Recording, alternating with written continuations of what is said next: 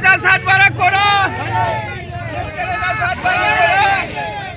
प्रहारचे अध्यक्ष बच्चू कडू यांनी आज 24 जुलैला संपूर्ण राज्यभरामध्ये रास्ता रोकोचा हाक दिला होता आणि त्याच अनुषंगाने गोंदिया जिल्ह्याचे जे तिरोडा तुमसर महामार्ग आहे या ठिकाणी रास्ता रोको आंदोलन केलेलं आहे। या ठिकाणी जर बघितलं तर आपण प्रहारच्या कार्यकर्त्यांनी रास्ता रोकून धरलेला आहे आणि गेल्या 1 तासापासून हा रास्ता रोको आपल्यासोबत काही प्रहारचे जिल्हाध्यक्ष आहेत। काय मागण्या आहेत तुमच्या?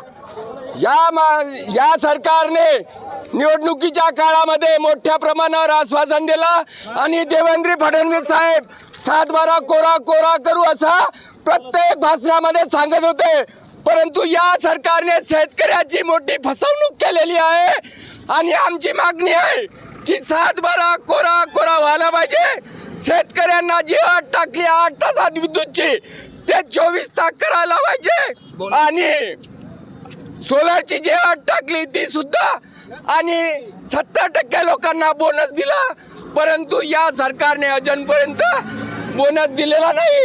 त्यामुळे या सरकारला जाग आणण्यासाठी आमचे नेते बच्चूभाऊ कडू हे महाराष्ट्रामध्ये रायगडाच्या पायथ्यापासून त्यानंतर आमदाराच्या घरावर टेंबा आंदोलन, मंत्र्याच्या घरासमोर रक्तदान शिबिर। काय भूमिका असेल पुन्हा तुमची? आता जर या काही दिवसामध्ये जर शेतकऱ्याच्या कर्जमाफी झाला तर याच्यापेक्षा मोठं आंदोलन आपण करणार आहोत। तर निश्चितपणे बघू शकता आपण हे होते प्रहारचे जे जिल्हाध्यक्ष आहेत महेंद्र भांडारकर। त्यांनी सांगितलेलं आहे की जोपर्यंत शेतकऱ्यांच्या मागण्या पूर्ण होणार नाही तोपर्यंत आम्ही रस्त्यावरून हटणार नाही अशी त्यांनी अशी भूमिका घेतलेली आहे आणि भर पावसामध्ये त्यांच्या प्रहार कार्यकर्त्यांच्या रास्ता रोको आंदोलन अद्यापही सुरू आहे। देवेंद्र ढांगडाले, एबीपी माझा, गोंदिया।